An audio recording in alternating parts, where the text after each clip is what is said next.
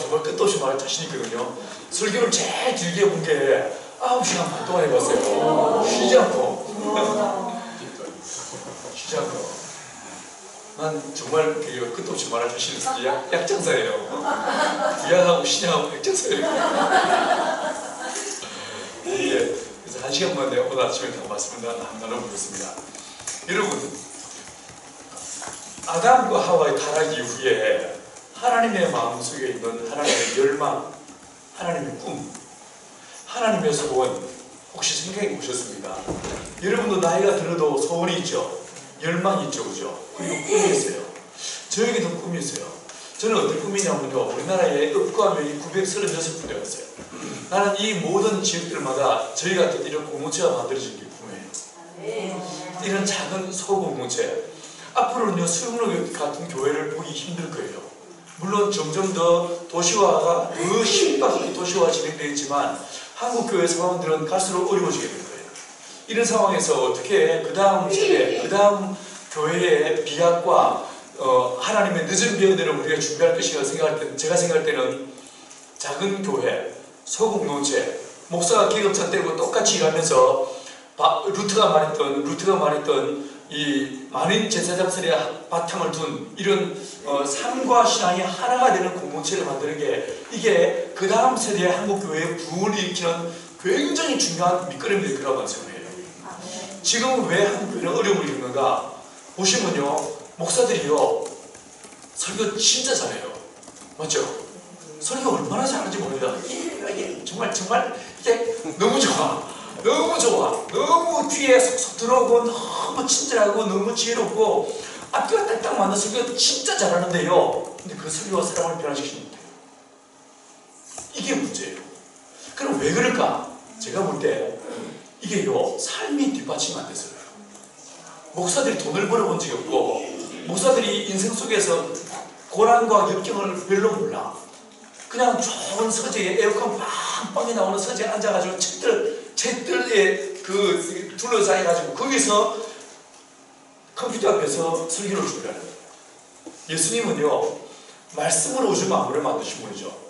사실 말씀으로 하면요, 예수님을 따라갈 자가 없을 거예요. 그렇지 않겠습니까?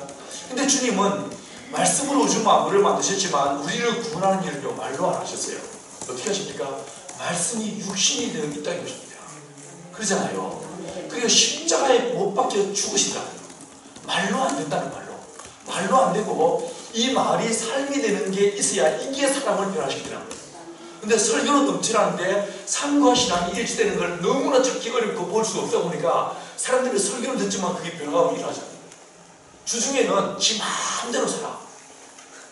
사단의 전략이 뭔지 아십니까? 내가 7일 중에 하루는 포기한다. 교회 가서 네가 성가대 가든 네가 예배를 드리든 네가 뭐 주일학교 반사든 네 마음대로 해라. 대신에 6일은 내한테 맡겨줘. 너를 책임지고 젖어주마. 이게요, 사단의 전략이에요. 주일날만 기독교인으로 살게 하는 거죠. 주일날만. 평일에는 전혀 기독교인 같지 않은 삶을 사는 게 저와 여러분들이잖아요. 이게 이러다 보니까 교회가 점점 촉소될 수밖에 없고 신앙이라는 게 교회 안에서만 하는 행위로 이렇게 국한되는 걸 보게 됩니다. 이게요, 깨어야 됩니다. 삶과 신앙이 일치되는 이 삶을 어떻게 나갈 수 있는가? 나는요, 목사 계급자 되고 함께 노동하면서 더불어 사는 이 삶의 길 외에 다른 길이 없다고 난 생각해요. 그래서 이런 작은 공동체가 만들어지는 꿈꾸고 있어요. 자, 그러면 하나님의 열망, 하나님의 소원은 무엇이었겠습니까? 아마 여러분 마음속에 여러 많은 단어가 떠오를 거예요. 그런데 제가 볼 때 주님의 꿈이 무엇이었을까? 회복이었을 거예요. 하나님의 영광의 회복, 저와 여러분 안에 무너져버린 하나님의 형상의 회복, 하나님의 가정의 회복, 하나님의 영광의 회복을 주님은 꿈꾸셨을 거예요. 맞죠? 네. 여러분, 이 하나님의 열망과 꿈을 이루기 위해서 이 땅에 오신 분이 있었어요. 누구였습니까? 예수님이었어요. 예수님이 이 땅에 오셨습니다. 그분은 자의로 말씀하지 않으셨어요. 그분은 자기의 뜻을 이루기 위해서 이 땅에 오신 분이 아니었습니다. 예수님의 소원은요, 아버지의 이르시는 대로 말씀하시고 아버지의 뜻을 이루기 위해서 오신 분이 우리 예수님이셨어요. 그렇지 않습니까? 근데 예수님이 진짜 많은 야기를 우리 들려주셨는데 그 수많은 주님의 가르침을 쫙 관통하는 굉장히 중요한 한 단어가 있습니다. 이게 뭔지 아십니까? 하나님의 나라였어요. 하나님의 나라였어요. 주님은 말끝마다 하나님의 나라를 이야기하십니다. 그 모든 주님의 가르침의 핵심, 액기스는요 하나님의 나라였어요. 주님 우리의 기도를 가르치시면서 나라에 임하옵시며 라고 기도하라고 하셨어요. 하나님의 나라가 임하는 그 일을 위해서 예수님은요 십자가에 자신의 몸을 오롯이 내어주십니다. 하나님의 나라가 임한다, 이게 무슨 뜻이겠습니까? 주님은, 예수님께서는 어떻게 우리 안에, 내 안에 하나님의 형성이 회복되어지고 어떻게 우리의 가정이 회복되어지고 어떻게 이 민족이 회복될 수 있는가? 답이 뭐라고요? 하나님의 나라가 임하면 된다는 거예요. 하나님의 통치가 임하시면, 주님이 나를 다스리시고 통치하시면 우리 안에 온전한 회복은 일어난다, 이렇게 보신 거예요. 여러분, 제 설교는요 적을 게 없어요. 적지 마세요. 적는다고 집에 가서 봅니까? 안 보잖아요. 설교는 적는 게 아니라, 설교는 적는 게 아니고 온 얼굴로 온 몸으로 내 설교를 그냥 그대로 받아들이시면 됩니다. 그냥 그 시간에 주는 감동만 받아들이는 것이, 적어도 집에서 안 볼 거잖아요. 절 쳐다보세요. 눈으로 절 쳐다보시고 함께 호흡하시고 설교를 들으시면 됩니다. 설교를 적는 게 아니에요. 예수님 저 이러셨습니까? 그런 말 없었어요. 그죠? 들으라고 했지, 내 말을 들으라고 했지 적으라고 말씀하신 적이 없었어요. 맞잖아요. 그냥 들으세요.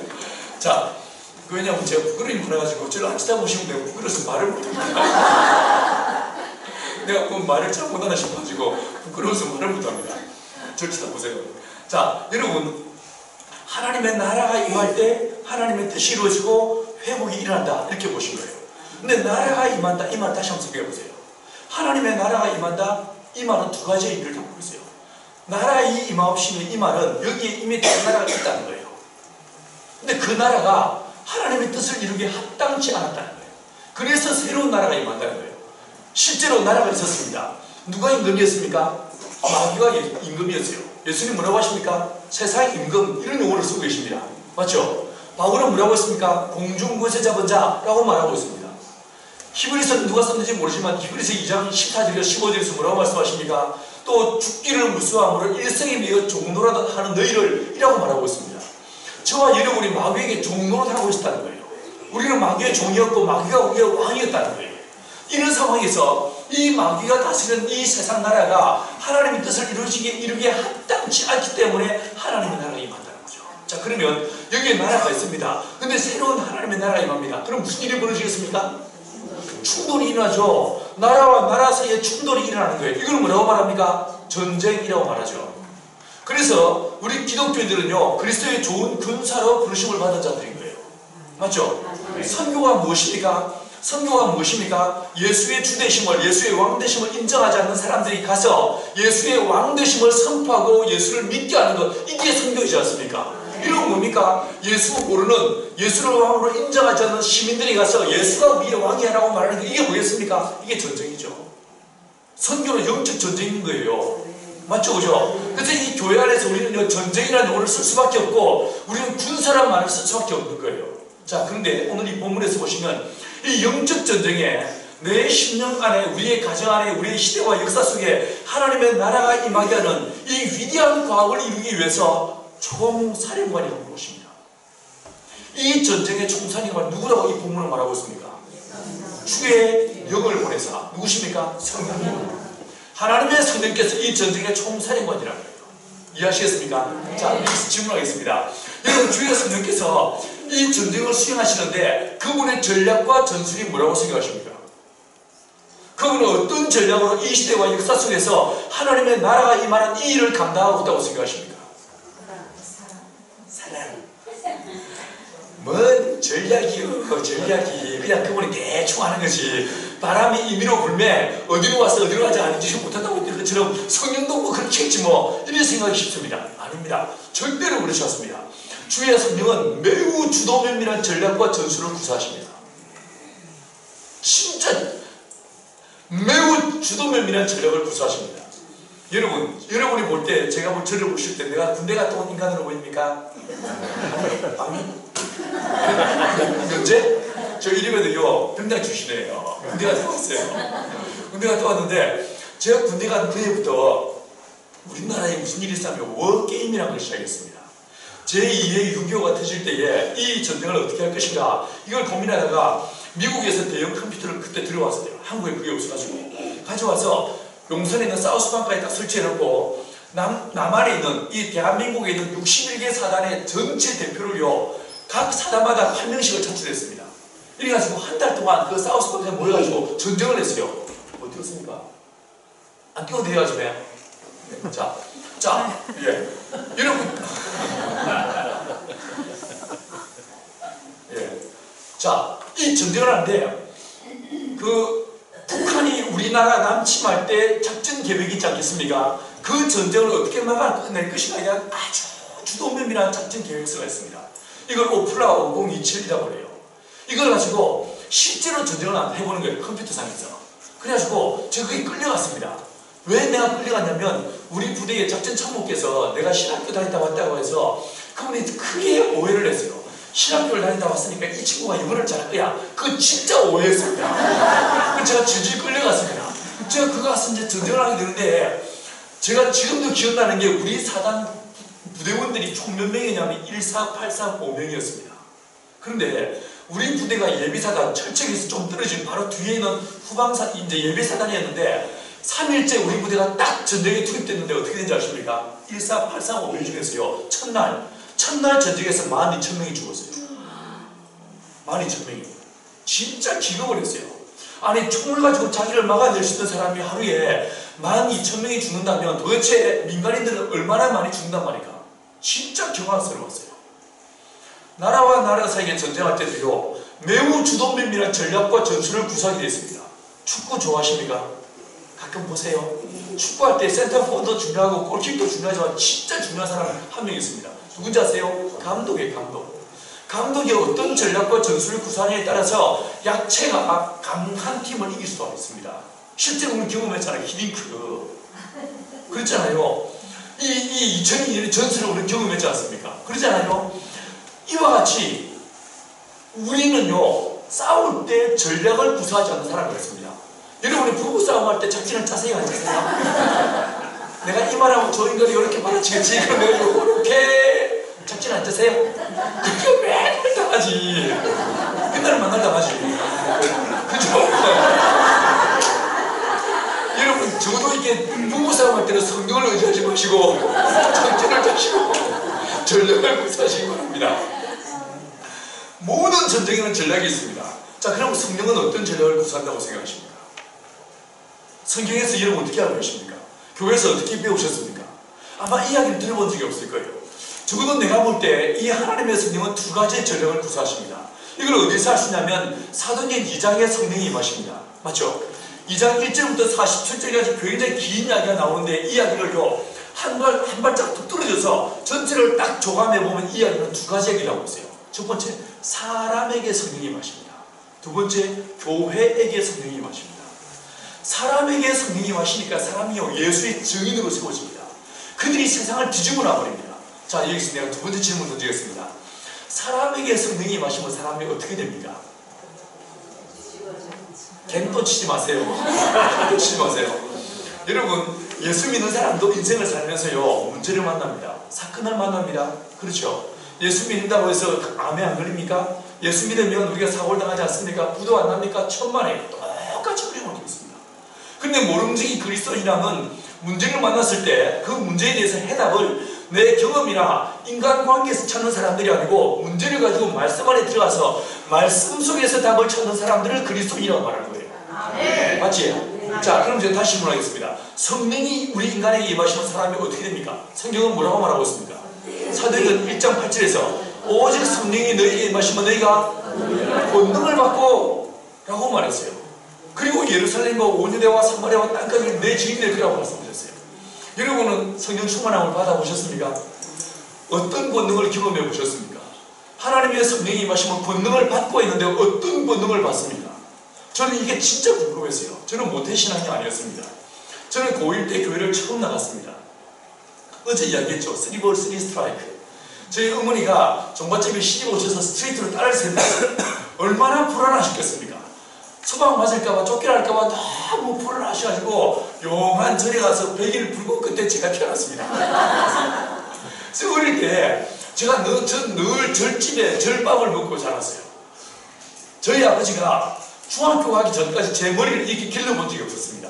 사흘이 멀다 하고 저희 아버지가 동진아 새벽에 면도기 챙겨오라 이러시면 제가 설때 물 담아가지고 가면요, 저희 아버지가 제 머리를 비누칠해 가지고 머리를 빡빡 밀었습니다. 면도기로. 바리깡으로 미는 게 아니고 면도기로 노랗게 깎아주셨어요. 제가 머리가 앞에서 보면 작아 보이죠? 옆에 보면 머리가 큰 이렇게 도끼머리입니다. 동네 나가면 온 동네 형들이 제 머리를 잡아왔어요. 딱 크다. 앞뒤 꼭지에서 천리 왔다 갔다 6천리 돌아 9천리 이러다가 중학교 막 졸업하고 고등학교 들어가기 직전에 제 친구가 저를 전도했어요. 그래서 제가 착한 아들이라서 아버지한테 가서 아버지 인수가 교회 한번 가자는데 가도 되겠습니까? 말씀을 드렸어요. 사실 그냥 가도 되잖아요. 제가 말씀을 드렸어요. 말씀을 드리니까 저희 아버지가 참 많이 없으시다가 딱 한마디 하셨습니다. 뭐라고 하시냐면 살살 믿으라 이러셨습니다. 제가 살살 믿기로 하고 교회 들어갔어요. 그런데 제가 교회 나간 2달 만에 제가 성경에 충만함을 경험했어요. 충만함을 경험했고, 그리고 예수님을 영접했습니다. 영접하고 예수님을 믿고 이제 제대로 신앙생활하기 시작했는데, 제가 다니던 교회 고등부가 한 4, 50명 모이는 작은 고등부였어요. 이 전도사님이랑 목사님도 안 계시고 집사님 한 분이 설교하시는 시골교회였는데, 그 집사님은 진짜 성령 충만한 분이었어요. 그분이 설교에 하신 것들 중에 몇 편이 내가 기억이 날 정도로 정말 그분은 성령 충만하셨어요. 아이들을 하나님을 경험하게 만들고, 그리고 기도하는 삶으로 이끄는 그런 정말 귀한 분이셨습니다. 어느 날 교회 나와서 몇 달 안 됐을 때인데 이분의 설교를 딱 끝내고 뭐라고 하시면 다 같이 주여 성찬하시고 기도하시겠습니다 하고 주야라고 하는데 난 죽여라고 하는 줄 알았어. 죽였는데 막 기도를 하는데 내 옆에 나를 전도했던 친구가 한참 한국말로 기도하다가 막 빠른 말로 하다가 갑자기 오토바이 발동 걸리듯이 뭐 깨꼬리 울음 소리를 내기 시작하는데 저 순간 얼마나 당황했는지 모릅니다. 근데 보니까 얘만이 아니고 여러 군데서 깨꼬리 소리가 막 들리더라고요. 들리는데 이게 뭐지? 이게 사이비인가? 이게 이단인가? 순간 정말 당황스러웠습니다. 내가 나가야 되는가? 이 교회를 다녀야 되는가? 막 고민에 빠져있다가 내가 이제 체면이 있으니까 끝까지 자리를 지켰습니다. 드디어 기도회가 끝나고 내가 그 친구한테 조용히 물었습니다. 인수야, 너 아까 기도 시간에 뭐 했냐? 뭐 아까 깨꼬리 소리 뭐 내던데 그게 뭐냐 하니까 이 친구가 엄청 잘난 척하면서 뭐라고 하냐면요, 너 그거 몰라? 방언이야 이러는데 성령 충만을 받을 수 있어 라고 하는데 순간 기가 확 죽었더라. 그래서 성령 충만을 받을 수 있대. 제가 집사님을 찾아갔어요. 집사님, 저도 방언을 받고 싶은데 어떻게 하면 되겠습니까? 라고 질문했어. 하니까 이 집사님이 키가 큰 분은 원래 시끄럽지 않습니까? 이분이 씩 웃으면서 동진아, 방언 받고 싶나? 쉽지? 가르쳐줄까? 이러시면서 뭐라고 하자면 할렐루야를 쉬지 않고 1시간 동안 계속 하는 거야. 할렐루야를 계속 방언이 터진대. 내가 볼 때 그 별로 어려워 보이지 않았어요. 그날 이제 그 얘기 듣고 토요일을 기다렸습니다. 내가 집에서 그 짓을 하면 미친놈을 들었구만. 그저 토요일 오후에 산으로 올라갔습니다. 산에 가서 제가 그 숲에 아무도 없는 숲에 들어가서 3시간 동안을 할렐루야를 쉬지 않고 외쳤어. 할렐루야 할렐루야 할렐루야 할렐루야 외쳤는데 나중에 혀가 꼬여가지고 방언은 안 나왔어. 제가 그 다음 이제 주일날 교회를 찾아갔을 때 예배 끝나고 난 다음에 집사님 다 찾아갔어요. 집사님 해봤는데 안 됐는데요. 1시간 했나? 무슨 저 3시간 했습니다. 그러니까 이분이 뭐라고 하시냐면 동진아, 내가 딴 사람한테 절대로 안 갖추는 비법이 있는데 해볼래? 이러시더라고요. 제가 예라고 하니까 이분이 뭐라고 하시냐면 2손을 들고 할렐루야를 하죠. 제가 볼 때 그것도 별로 어려워 보이지 않았어. 그래가지고 그저 토요일날 친구 집에서 자고 공부하고 자고 온다고 뻥을 치고 9시쯤에 가방을 챙겨가지고 산으로 갔습니다. 랜턴 들고 산으로 갔어요. 9시쯤에 산에 올라가가지고 새벽 5시 동토 올 때까지 산에 있었어요. 2손을 들고 팔을 이게 있다가 너무 팔이 아파가지고 가까이 서 있는 나무 사이에 가서 나무 두 그루 붙잡고요, 동이에 들어올 때가 있었어. 내가 다시는 그 인간을 안 찾아갔습니다. 다시 안 갔어요. 내가 그 이후로 내 안에 깊은 절망이 있었어요. 우리 집이 너무 조상신을 많이 섬겨서 너무 이렇게 저마저마 콩저마 무당들 굿도 많이 하고 해가지고 부정 타서 거룩한 능이 임하지 않으시라고다 이런 생각을 했어요. 그냥 너무 깊은 절망에 빠지던 어느 날 우리 제가 살던 진해에 살았는데 저희 아버지 해병대니까 진해에 살았는데 어느 날 어떤 영화한 목사님 한 분이 구매를 하러 오신다는 거예요. 이분이 능력이 임하셔서 안수하면 귀신이 떠나고 병원자가 치유된다는데 그때 뭐라고 하냐면 방언이 터진다는 거예요. 혹해서 내가 그때 10월달 중간고사 기간인데 시험을 포기했습니다. 포기하고 그 집회를 매일 저희마다 참석했어요. 첫날 이분이 뭐라고 하냐면 내가 어떤 집회에서 안수했는데 방언이 터졌어요. 뭐 이렇게 얘기했는데 올크니 내가 드디어 사람을 만났다 라고 생각하고 집회를 매일 저희마다 참석했습니다. 학생은 저밖에 없었어요. 매일 저녁 참석했는데 이분이 분명히 뭐라고 할 수 있냐면 마지막 날 저녁에 안수하겠습니다. 개봉하시라, 기대하시라, 개봉복도 이랬는데 마지막 날 딱 됐는데 이분이 뭐라고 하냐면 사람들이 너무 많이 와서 안수를 못 해주겠어요 이러는 거예요. 그러면서 뭐라고 하냐면 다음날 새벽에 마지막 새벽 설교 끝나고 나서 안수를 하신대. 거기도 저희 집에서 그 교회까지는요 아침에 버스가 안 다녀. 정말 크게 절망을 했어요. 어떻게 할까 고민하다가 새벽 3시 반에 일어나서 뛰어갔습니다. 뛰어가서 그 집회를 참석했어.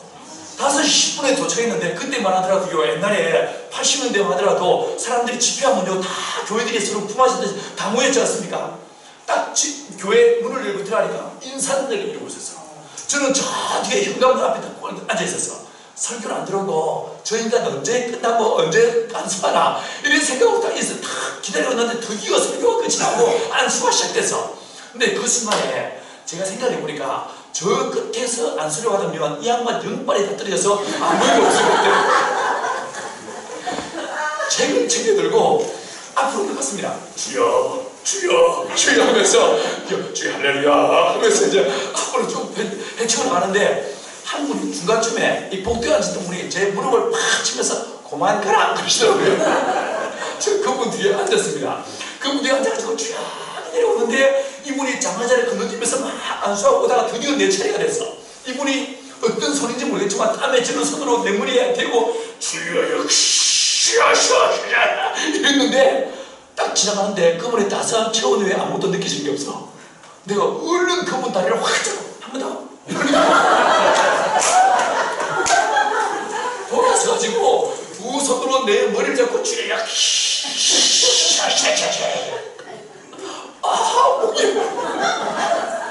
목만 아팠지 아무 일도 없어. 지나가는데 다시 다리를 확 잡고 돌아서가지고 한 손을 내 머리에 대고 등짝을 내리치면서 기도하신 다음에 다리를 빼가지고 지나가셨어요. 정말 거짓말 앉아가지고 대성통곡이라고 울었어요. 대성통곡.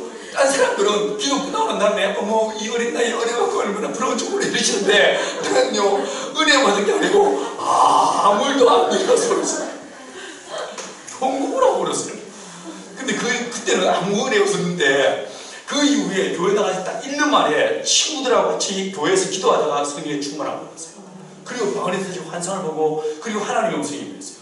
저희 고등부가 40~50명 모였다고 했죠. 제가 고3 됐을 때 이 고등부에 350명까지 모였어요. 저희 동기들이 13명 있었는데 졸업할 때 139명이 졸업했어요. 저는 고등학교 때 2학년 때부터 함께 토요일마다 친구들과 후배들을 모아놓고 기도회를 했습니다.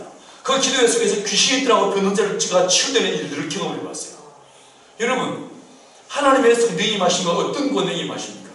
성령의 충만함을 사모해 보셨습니까? 하나님의 성령이 우리 가운데 임하시면 어떤 능력과 어떤 두나미스가 주어집니까? 이건 제가 진짜 궁금한 제목이었어요. 근데 이 제목에 대한 이 주제에 대한 답을 찾으려면요 정말 성령 충만한 분을 찾아봐야 돼요. 누구십니까? 예수님이었어요. 예수님이었어요.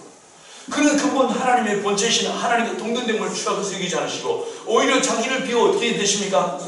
종인의 형상으로 나와 똑같은 사람이 되어 이 땅에 오셨어요. 맞죠? 근데 그가 30살에 세례 혹은 침례 받으십니다. 맞죠? 세례 받으시고 물에서 올라오실 때 어떤 일이 벌어졌습니까? 하늘이 갈라지고 성령이 비둘기같이 예수에게 임했습니다. 자, 그러면 사도행전 1장 8절 말씀을 예수님의 중요해 보세요. 오직 성령이 너에게 임하시면 너희가 권능을 받고라고 했습니다. 근데 예수에게 누가 임했습니까? 성령이 임했어요. 자, 그럼 우리 예수님에게 무엇이 주어지겠습니까? 권능이 주어졌겠죠. 어떤 권능이 주어졌을까요? 자, 보시면요, 신약 성경을 보시면 예수님의 생애에 대해서 4권의 책이 기록됐습니다. 마태, 마가, 누가, 요한 책이 4권 기록됐어요. 이런 생각 해보신 적 없습니까? 뭔 책이 4권이요, 비스무리한 책들이 그냥 마태, 마가, 누가, 요한에 함께 모여가지고 쏙딱하게 회의해가지고 책을 딱 한 권으로 만들었으면 통합해서 한 권으로 만들어서 들고 다니기도 편하고 보기도 편하고 안 헷갈리고 얼마나 좋았을까, 이런 생각 해보신 적 없으세요? 근데 비스무리한 책이 4권이야. 왜 4권일까요? 이유가 있습니다. 적어도 내가 볼 때 이 사복음서는 4가지의 권능을 우리에게 들려주고 있어요. 두 번째, 이 사복음서는 제가 볼 때 귀납법적으로 기록되어 있습니다. 사실을 쫙 말한다면 맨 마지막에 나와 있는 예수님의 친언, 예수님이 직접 하신 말씀, 이 말씀이 그 전체 책의 주제와 결론과 같은 말씀입니다. 하나씩 살펴보십시다. 여러분, 마태복음은 어떤 말씀으로 끝을 맺고 있습니까? 마태복음 맨 마지막에 나와 있는 예수님의 캐릭터만은 무엇입니까? 마태복음 28장 18절 이하에서 하늘과 땅의 모든 것을 내게 주셨으니 그러면 너희 가서 모든 것으로 제자를 삼아, 뭐라고 했습니까? 아버지와 아들 손님을 세례를 주고 내가 너에게 분부한 모든 것을 가르쳐 지키게, 가르친다, 디다케, 가르친다라는 말이 나오고 있어요. 그런데 이 사복음서를 딱 펴놓고요, 헬라어로 동일한 상황에서 각각의 책이 어떻게 기록되어 있는지를 쫙 비교 분석한 책이 있습니다. 이 책을 같이 쫙 따라 읽어내려면서 비교해보면요, 정말 재밌게도 이 마태라는 사람은 습관처럼 똑같은 상황에서요, 이 마태는 습관처럼 디다케, 디다스코, 디다케이, 이 말을 계속 반복해 쓰고 있습니다. 무슨 말이냐면 가르치시고, 가르쳐 가라사대, 가르치시기를, 이 말을요 계속 반복해 쓰고 있습니다.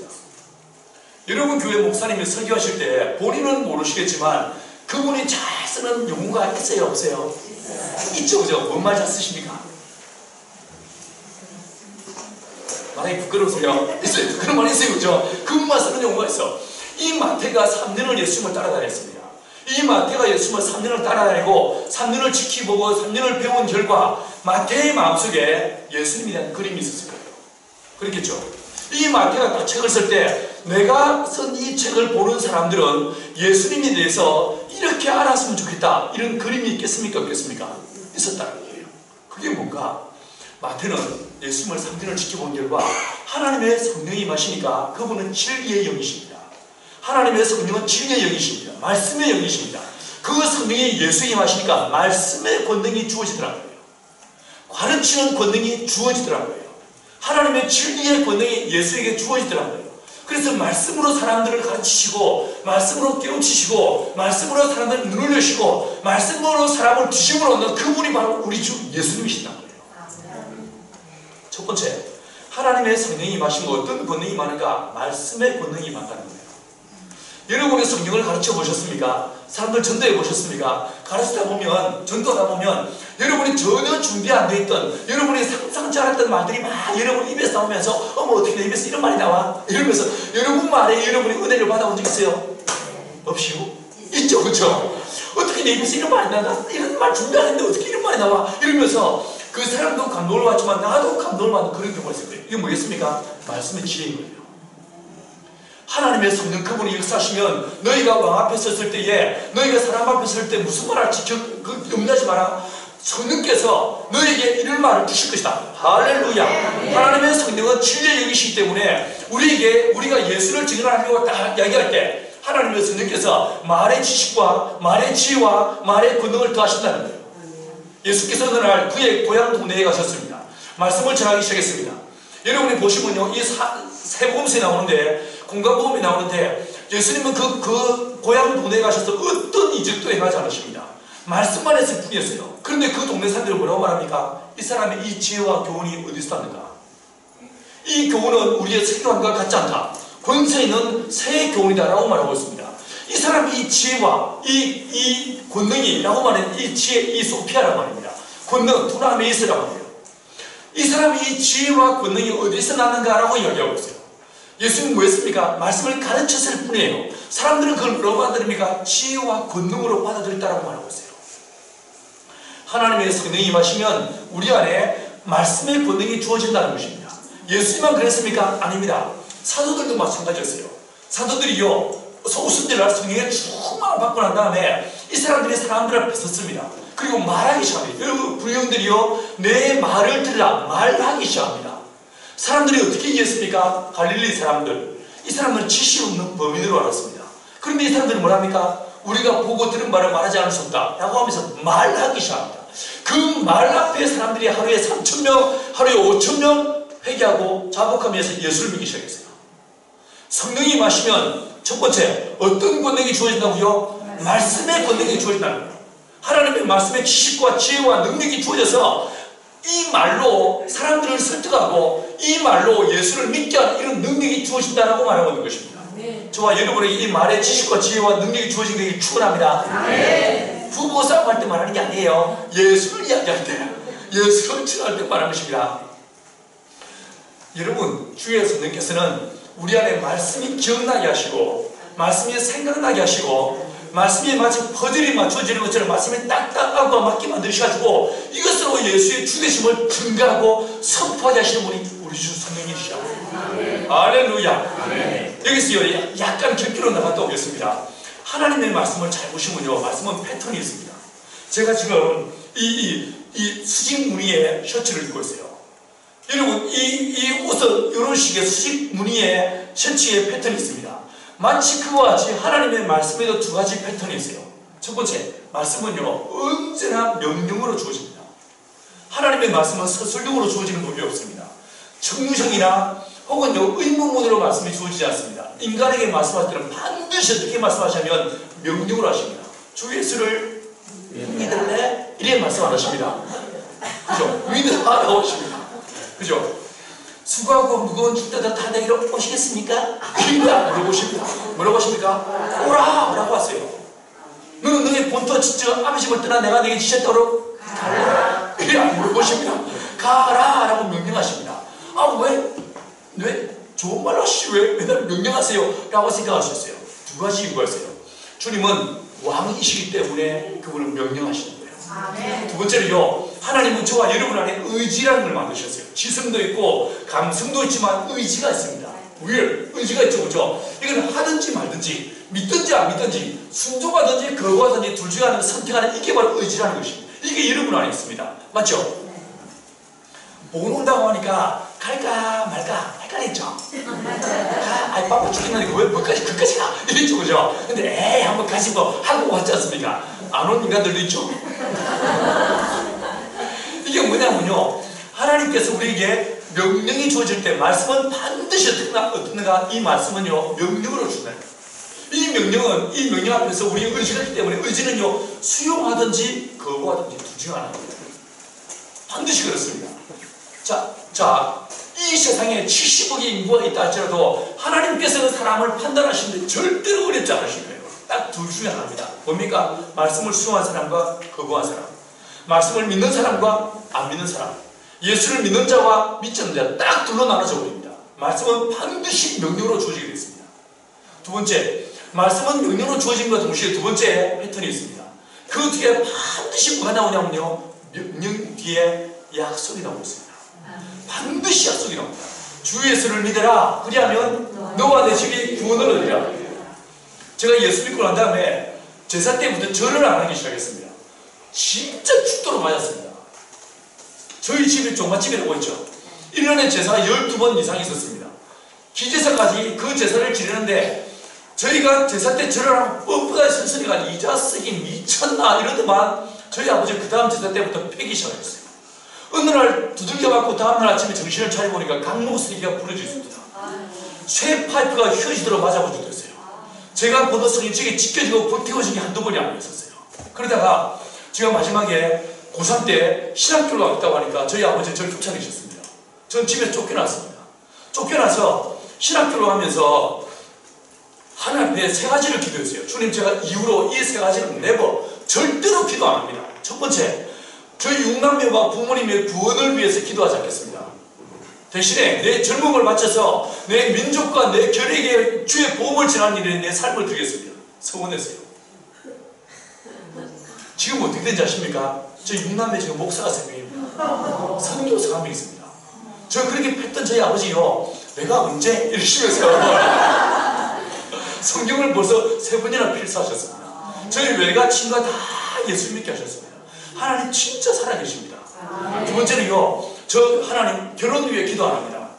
결혼 위해 뭐 이런 일다 주세요, 뭐 이런 메시지 있다고 소리 절대로 안 합니다. 아무나 좀 데리고 살겠습니다. 대신에 내 삶을 들여서 하나님의 나라와 그리스도의 몸된 교회를 세우는 일에 내 젊음을 드리겠습니다. 이게 제 소원이었어요. 그래서 어제 말씀드린 대로 지리산 골짜기에서 20대를 드리면서 전도하고 교회를 개척한 거예요. 근데 지금요, 의대 가는 걸 포기하고, 저희 아버지가 의사가 되라고 그렇게 소원했었는데 저 의대 가는 걸 포기하고 신학교 왔었어요. 그런데요, 하나님께서 제가 어떤 아내를 주시냐면 서울대 의대 나온 여자가 저를 좋았다는 게서 내보다 나이도 많은 여자가 저를 좋았다는 게 가지고 제가 결혼해줬어요. 의대 가는 걸 포기했지만 주님께서 의사 아내가 저를 좋아하게 하시고 저가 결혼해 줬어요. 내가 왜 줬다고 말하냐면요, 결혼할 때 저희 부모님 찢어지게 가난한 집안이라 양가 상견례한 자리에서 저희 아버지가 그거 다 모인 자리에서 봉투를 딱 꺼내주셨습니다. 동진아, 나 이거밖에 없다. 이걸로 결혼해라. 그거 500만 원이었어요. 내 친구들 3천만 원, 5천만 원 결혼할 때 딱 부모님 500만 원 주셨습니다.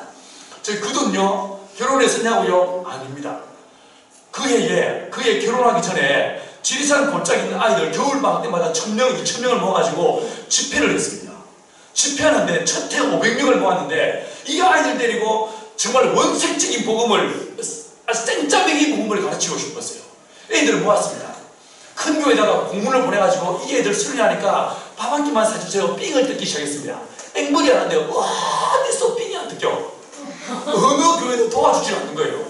그래, 하나님 앞에, 하나님 왜 그러세요? 내 결혼 자금 달라는 것도 아니고 애들 밥값 달라는데 왜 밥값을 안 주세요? 이러는데 주님 뭐라고 하시냐면, 너 돈 있잖아? 이러시는 거예요. 아니, 내가 돈을 어디서 쓰는데 그 500만 원이 골랐어요. 주님, 이거 해도 너무한 거 아닙니까? 애들 콧구멍에 밥 풀을 때 드시지 어떻게 이렇게 돈을 달라고 하십니까? 근데 이분이 아무 말씀이 없으셔. 내가 보니 기도해봤자 더 이상 이분이 뭐 응답할 것도 없어. 게임 오버 끝났어. 진짜 힘들었지만 내가 그 돈 들고 자매를 찾아갔어요. 자매, 내가 이 돈 갖고 있으면 아무래도 쓸 것 같으니까 몇 킬로 올 테니까 갖고 계세요. 몇 킬로 오세요. 3일 후에 찾아가서 돈 잘 갖고 계세요? 이런 물어본 다음에 내가 급한 일이 있어서 그러는데 얼른 쓰고 갚아드리겠습니다. 그 돈 뺏어가지고 수련했어요. 저희요, 반지 하나 못 해줬어요. 아무것도 없이 난 결혼했어요. 안 쫓겨나고 사는 게 어찌요? 여러분, 세 번째는요, 내가 하나님 필요를 위해, 내 필요를 위해 구하지 않겠습니다. 뭐 주십시오, 뭐 주십시오, 이 따위도 절대로 안 합니다. 있으면 먹고 없으면 안 먹겠습니다. 그의 나라와 그의 의를 구하라 했으니까 오로지 주의 나라와 하나님의 의를 위해서, 주님의 이름의 영광을 위해서만 내가 기도하겠습니다. 서원을 했어요. 할렐루야. 여러분, 주님께서 역사하십니다. 하나님께서 살아계십니다. 그런데요, 기도해 보십시오. 하나님께서 명령으로 말씀하시다고 했죠. 거기에 반드시 뭐가 나온다고요? 약속이 나온다는 거예요. 약속이. 자, 그러면 기도가 뭐겠습니까? 기독교인들이 기도 어떻게 하는 게 기도겠습니까? 어떻게 하면 됩니까? 내 소원과 간구를 마구 하려면 이게 기도입니까? 절대로 그렇지 않습니다. 요한복음 15장 7절에 주님 뭐라고 말씀하시냐면요, 내 말이 너희 안에 거하고 너희가 내 안에 거하면 너희가 무엇이든지 원하는 대로 구하라. 그리하면 이루리라. 할렐루야. 내 말이 너희 안에 거하면 이게 무슨 뜻이었습니까? 말씀은 명령으로 주신다고 했죠. 명령에 순종하라는 거예요. 거기에는 약속을 주 앞에 요구하라는 거예요. 그럼 반드시 이루어진다는 거예요. 할렐루야. 여러분, 기도의 응답을 소원하십니까? 명령에 순종하십시다. 하나님의 말씀을 읽어보십시오. 하나님의 말씀은 다 짝으로 이루어져 있습니다. 반드시 그 앞에 명령이 있고 약속이 있습니다. 기회가 되시면 성경 전체를 쫙 읽으시면서 노트 한 권에다가 하나님의 명령과 약속을 쫙 적어보세요. 쫙 적어놓으시고 그걸요, 마치 약을 조제하듯이 성경을 읽다가 혹시 뭐가 필요하시면 창세기 1.1g, 출애굽기 12.7g 이렇게 조제해가지고 드세요.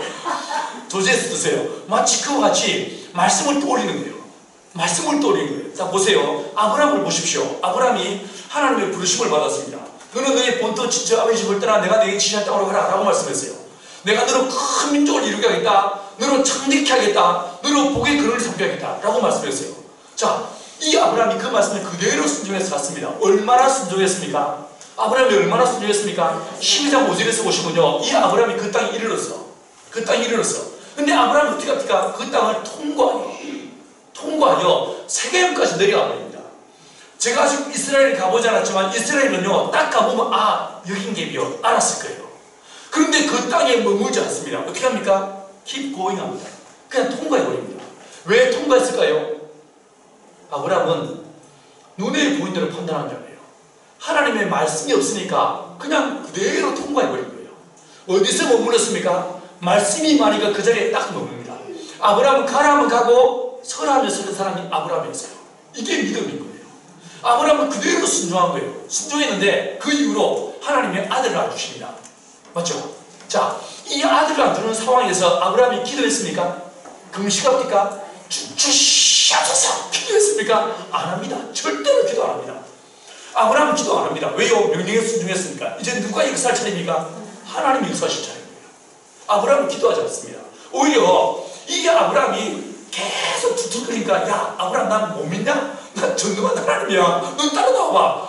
하늘의 별을 와. 저 별처럼 준다니까. 이렇게 말씀하십니다. 맞죠? 심지어 하가를 통해서 이스마엘 만들었을 때도요, 하나님께서 한마디 안 하시고 다 뒤처리해 주십니다. 맞죠?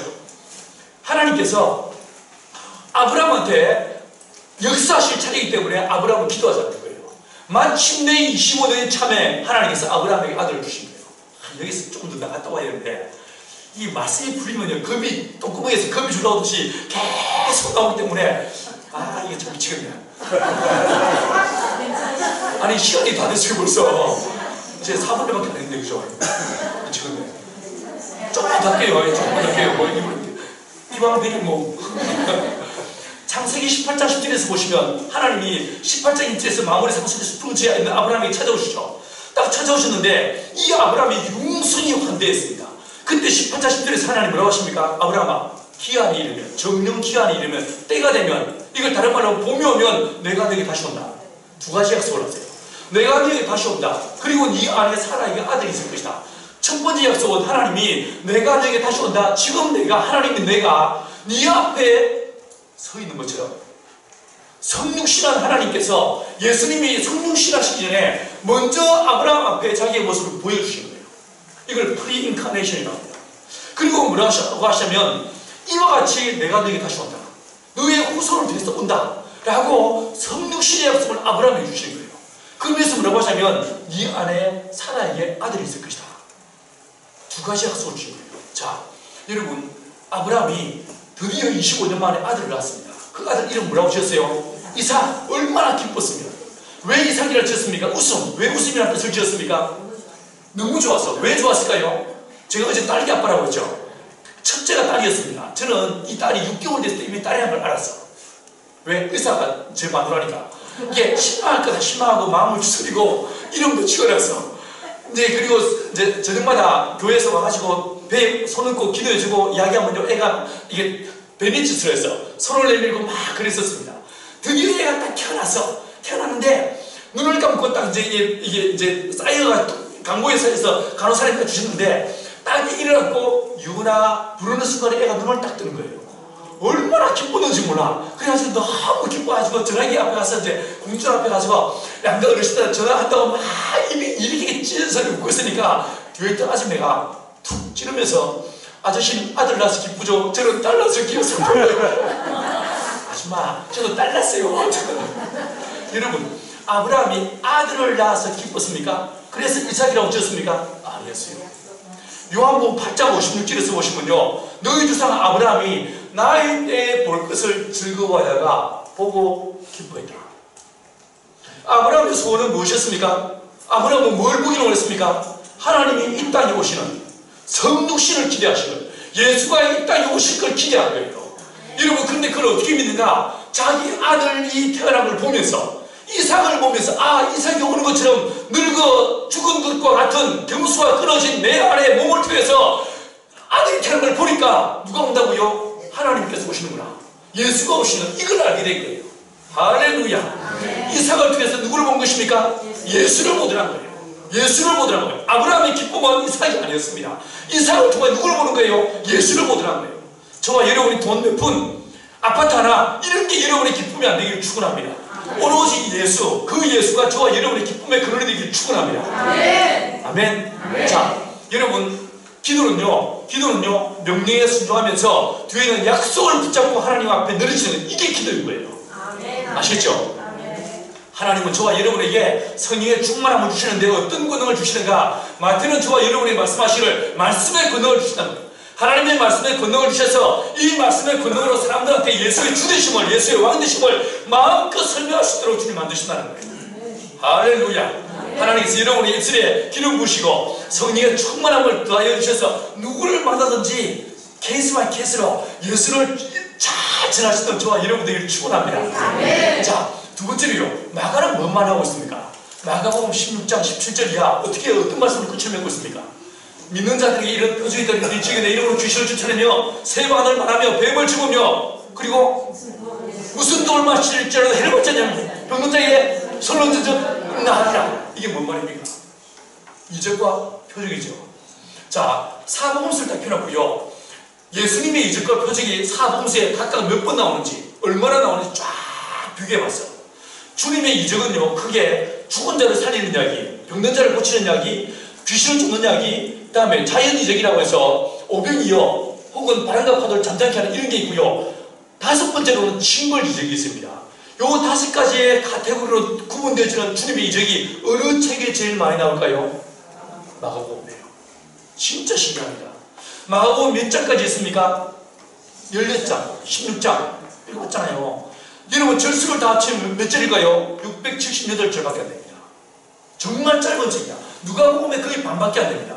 반밖에 안 되는데 거기에요, 이 사복음서에서 가장 많은 이적과 표적을 다루고 있어요. 이게 무슨 뜻이겠습니까? 이 마가 요한이 예수님을 지켜봤습니다. 그는 사도가 아니었습니다. 제자라고 말하고 있죠. 이 부자 청년 마가 요한이 예수님을 지켜본 결과 그의 눈에 비친 예수님은 어떤 분이냐면 하나님의 성령이 마시니까 그분은 생명의 영이시라. 하나님의 성령이 예수에게 마니까 병든 자를 고치고 죽은 자를 살리고 귀신을 쫓아내더라고요. 문둥이를 깨끗게 하시더라고요.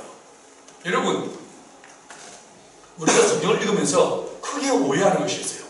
우리가 주님의 이적을 행하신 걸 보면요, 이거야 뭐 예수가 하나님의 아들이니까 그렇지, 난 아니요, 이래 생각이 쉽습니다. 천만의 만만의 공덕입시다. 절대로 아닙니다. 그는 근본 하나님의 본체시나 하나님과 동등됨을 찾으셔서 의지 않으시고 자기를 비우셨어요. 얼마나 자기를 비웠습니까? 요한복음 1장 5절에 보니까 빛이 어둠에 비치되 어둠이 깨닫지 못했다고 했어요. 10절은 뭐라고 말씀하십니까? 자기 땅 죽음에 자기 백성이 영접지 않았다고 했어요. 철저하게 자기를 비우신 거예요. 자, 그 비우신 예수, 나와 똑같은 사람이 되신 그 예수에게 누가 임하십니까? 성령이 임하시니까.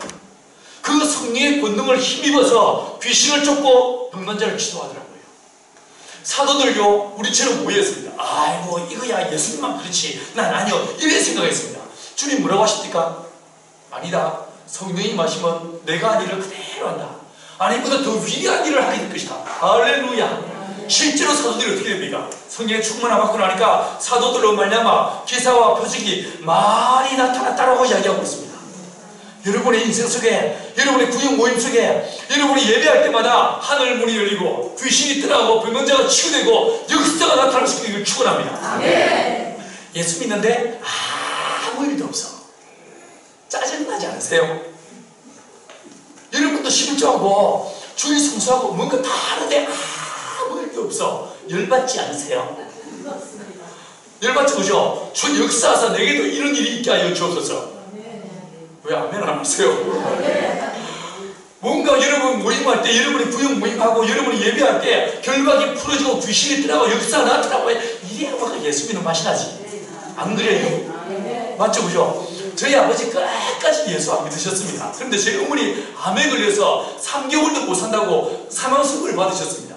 육남매에 다 모여가지고 3일 동안 금식하며 기도했습니다.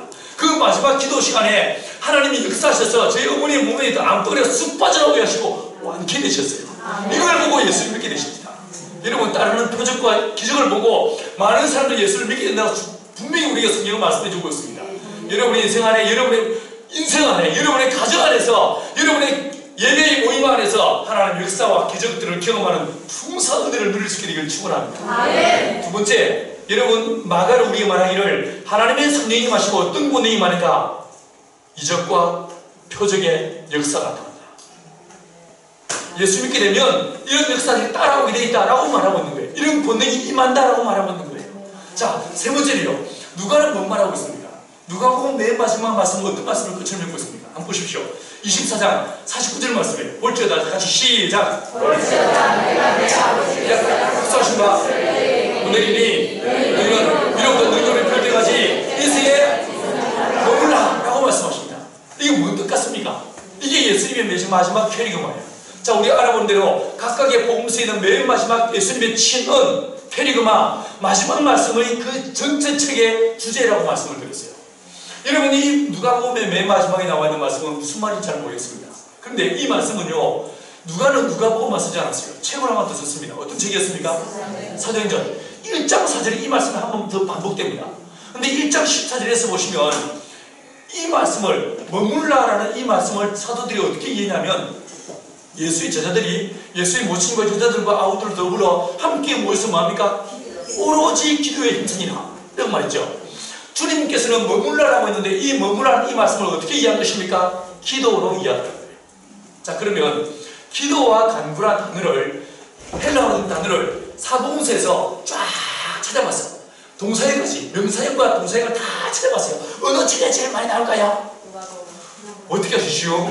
맞아요. 누가복음에 제일 많이 나와요. 진짜 신기해요. 누가복음에 28번 나옵니다. 근데 더 재밌는 건요, 28번 중에 4번을 빼고 24번이 예수님의 기도를 다루고 있습니다.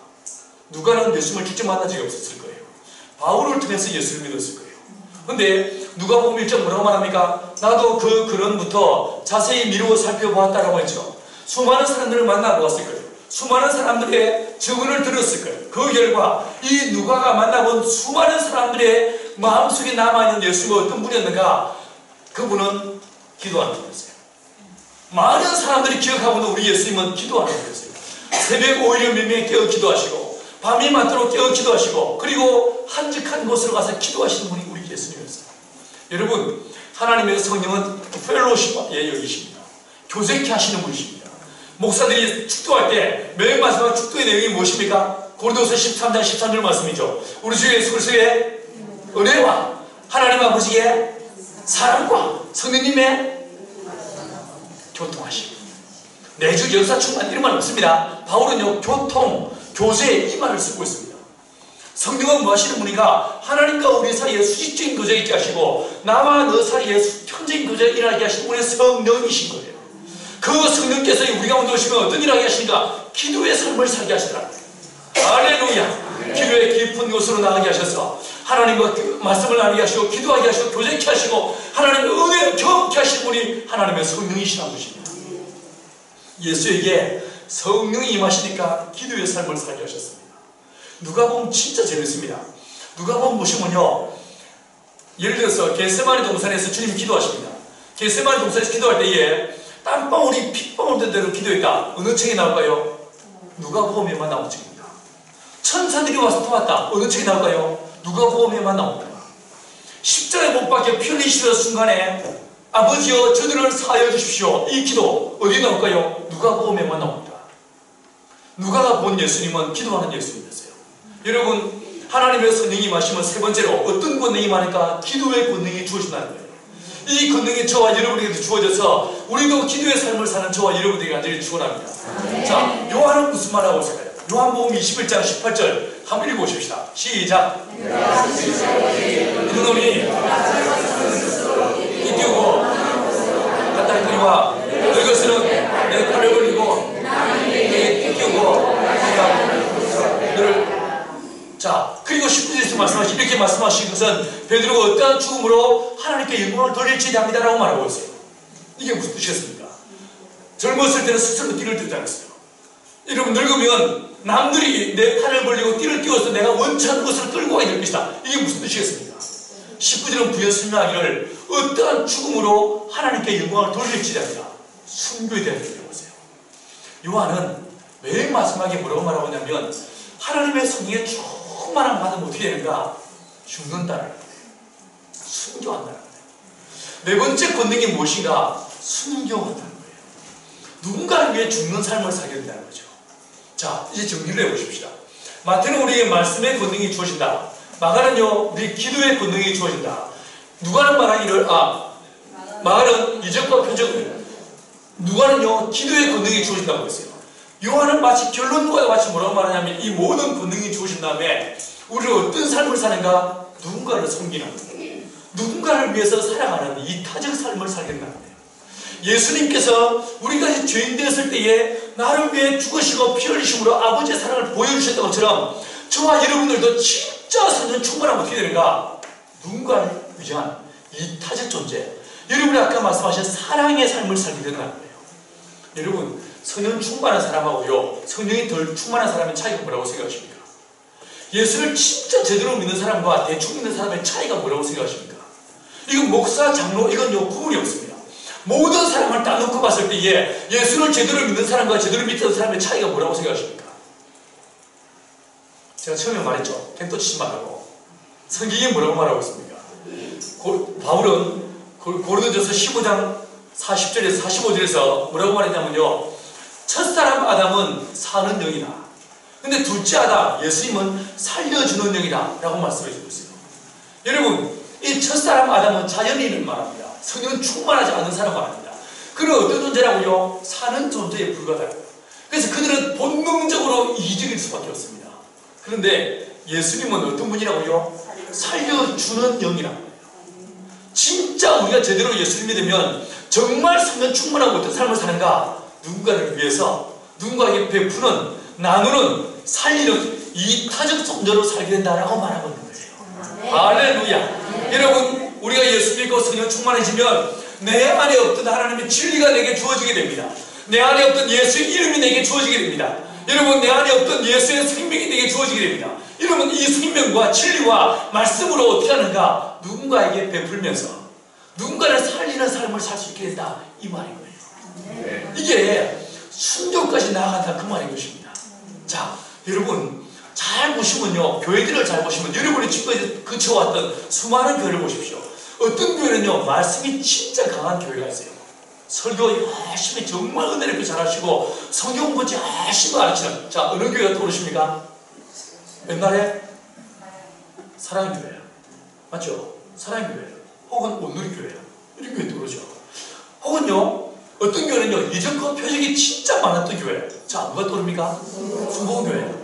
기도 정말 열심히 하는 교회, 새벽기도 막 사람들이 막 그룹처럼 모이네. 어느 교회? 영생교회. 떠오르죠, 그죠? 자, 그리고 이 순교적 교회, 누군가를 섬기는, 정말 열심히 장애인을 섬기고 가난한 자를 섬기고 외국인 걸려서 섬기는, 열심히 선교하는 교회, 어느 교회 떠오릅니까? 성령교회.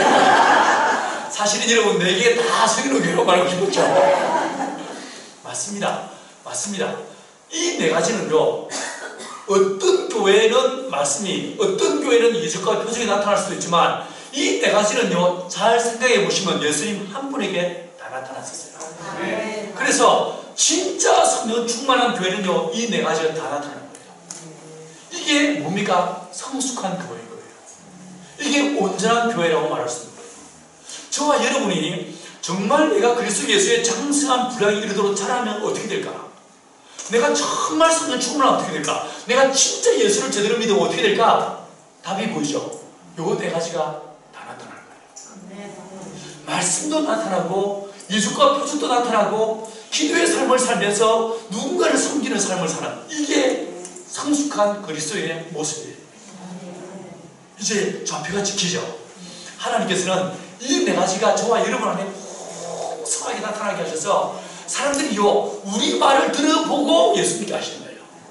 내가 네 말 들어보니까 예수가 누군지 알겠어, 이 말하게 만드시는 거예요. 우리가 행하는 이적과 표적을 보고 사람들이 예수 믿게 하는 거예요. 우리의 기도가 응답되어진 걸 보고 사람들이 하나님의 살아계심을 알게 하는 거예요. 우리의 섬김과 봉사를 통하여 사람들이 감동을 받고 예수 앞에 나오게 하시는 거예요. 목적은 무엇입니까? 예수를 증거하는 거예요. 사람들은 보자고 믿지 못합니다. 특히 한국 사람들은요, 다 봐야 되고 먹어봐야 되고 만져봐야 되고 심지어 맞아볼래? 맞는 것도 봐야 돼. 이 믿음은 뭐 싸가지 없는 인간들을 위해서 주님의 전략이 무엇입니까? 우리 안에 성령의 충만함을 더하셔서 우리가 하는 말을 들어보고 예수 믿게 하시고 우리가 행하는 이적과 표정을 보고 예수 믿게 하시고 우리의 기도가 응답되어지는 걸 보고 사람들이 예수 믿게 하시는 거예요. 할렐루야. 이게 주님의 첫 번째 전략인 것입니다. 제가 지금요 내가 오늘 하고 싶은 말에 반을 얘기했어요. 미치겠죠? 두 번째 전략이 뭐냐면 이건 내가 넘어가겠습니다. 두 번째 전략은 교회를 성령으로 충만하게 하십니다. 이 교회가 성령 충만해지면 사람들이요 하나님 나라의 어떠함을 보게 됩니다. 여러분 어제 제가 짧게 우리 공동체 이야기를 드렸어요. 실패한 우리 공동체 안에 성령이 임하시니까 이 공동체를 통해서 온 열방과 땅 끝에 하나님 나라가 증거되는 도구로 우리가 쓰고 계시다고 말씀드렸습니다. 여러분 하나님의 성령께서 이 두 가지 전략을 구사하십니다. 첫 번째, 사람을 성령으로 충만케 해서 여러분의 삶에 나타나는 권능을 보고 사람들이 예수 믿게 하시는 거예요. 두 번째, 교회를 성령 충만하게 해서 이 교회를 통해서 하나님 나라의 어떠함을 보여주신 거예요. 그래서 예수 믿게 하시는 거예요. 여러분, 저와 여러분 모두가 다 하나님의 성령의 충만함을 받아서 이 네 가지 권능이 온전히 나타날 수 있게 되기를 간절히 축원합니다. 그래서 예수의 증인으로 누가 여러분을 만나든 여러분을 통해서 예수를 만나고 예수를 알게 되는 은혜의 통로로 쓰임받는 저와 여러분의 인생이 되기를 간절히 축원합니다. 기도하시겠습니다. 하나님 아버지 은혜와 사랑을 감사합니다. 오늘 이 아침에 주님께서 어떠한 전략으로 세상을 변화시키시며 이 땅에 주님의 나라가 임하게 하시고 회복의 역사를 일으켜 나가신지를 듣게 하시니 감사합니다. 주님 오늘 이 자리에 모인 모든 주의 백성들 안에 말씀의 권능이 임하게 하시고 이술과 표정의 권능이 임하게 하시고 기도의 권능이 임하게 하시고 그리고 누군가를 위해 쓰러지고 죽어지는 숨겨진 삶을 살게 도와주셔서 사람들이 나를 보고 우리를 보고 우리 교회를 보고 하나님의 살아계심을 알게 하시고 예수를 믿게 되는 은혜의 통로로 우리 모두가 쓰임받게 하여 주옵소서. 감사드리며 예수님의 이름으로 기도했습니다. 아멘. 감사합니다.